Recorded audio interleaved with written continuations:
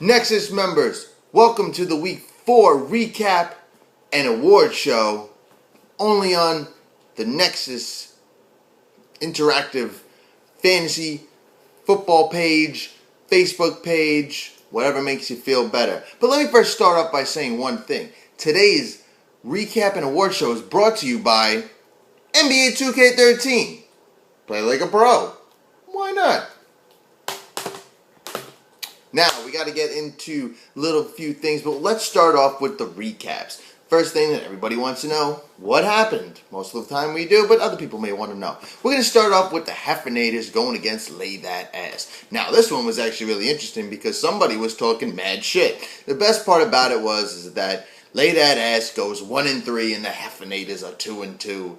What a beatdown. I mean, honestly, I think even if Lena started Ben Roethlisberger, she probably would have had a better shot the way that Tony Romo plays. Do something with Tony Romo, to be honest with you. Personally, I think maybe Lay That Ass needs to do some trades. Or maybe just her managing skills isn't working out for her. The luck isn't turning the way we anticipated. We thought she was going to be a really tough team. The truth is, she is a really tough team. But the fact is that she's been losing, and she's 1-3 all the way on the bottom of the standings. But the truth is, she needs to make a trade with anybody. Just you have good guys. Why don't you just use them?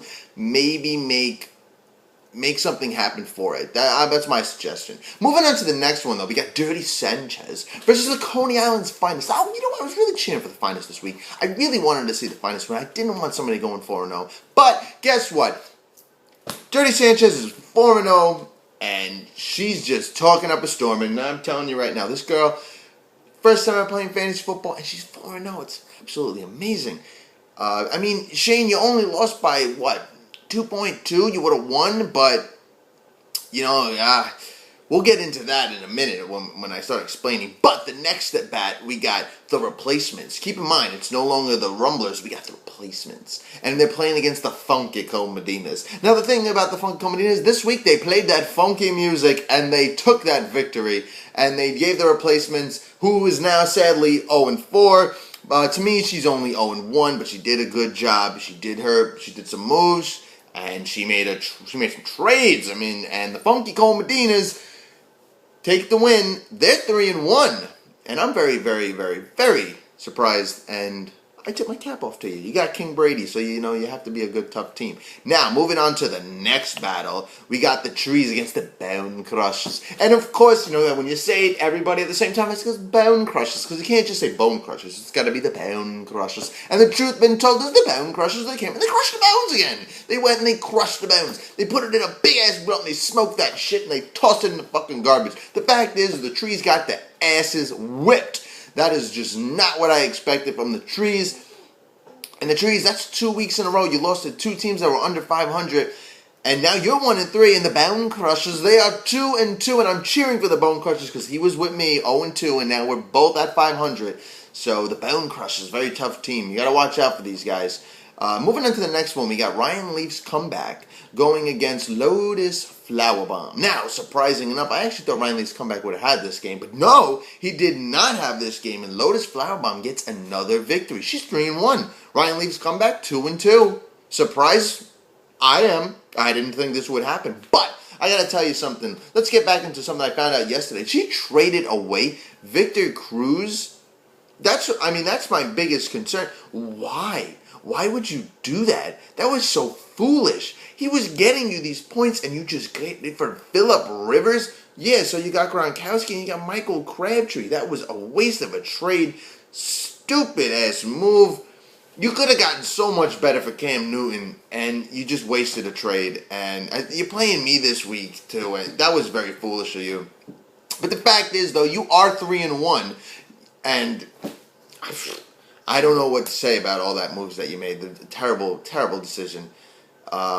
You should have never even gave Victor Cruz away. But you know what? That's on you. But we got to get into the best part now. And that's everybody's favorite, the awards. Everybody loves the awards. Because you're always thinking, who am I going to get the awards? Oh, is it me? Is it me? Maybe it's me. No. But this week we're going to start off with the week MVP.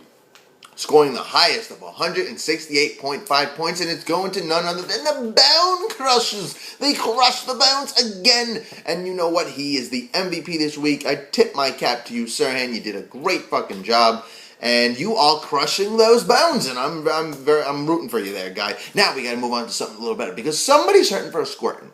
Somebody's hurting for a squirting. And sadly, this person that's hurting for a squirting is none other than Sean. Ryan Leaf's comeback is hurting for a squirting. And the truth is he's only got 107.3.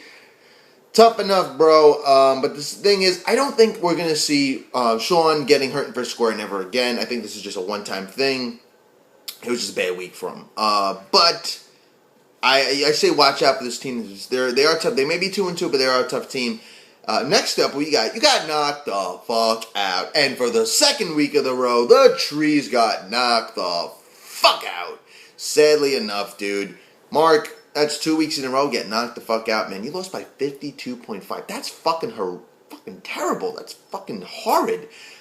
You gotta. I mean, he told me in his other leagues, he's winning, he's stepping his game up. But it's like this league, you can't do shit, man. You are not. It's Nexus or against us, and you're definitely against us. You're all the way over down, but you're 1-3, and I think you need to try to step it up. We did this trade that me and you went through, and I think it's gonna help you actually. And I'm hoping it does because 1-3, Mark, you need to. Sleepers they're still sleeping right now. They didn't wake up yet. You still need to work on some shit. But we got to get something a little better. We got to get into coulda, woulda, shoulda, but they didn't.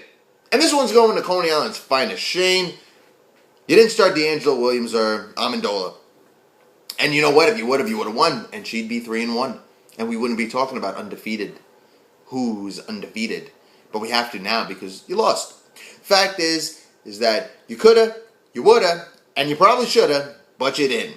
You didn't start D'Angelo Williams, nor did you start Amendola, and you get the loss because of it. So that's why you getting coulda, woulda, shoulda. Sorry to tell you that, dude.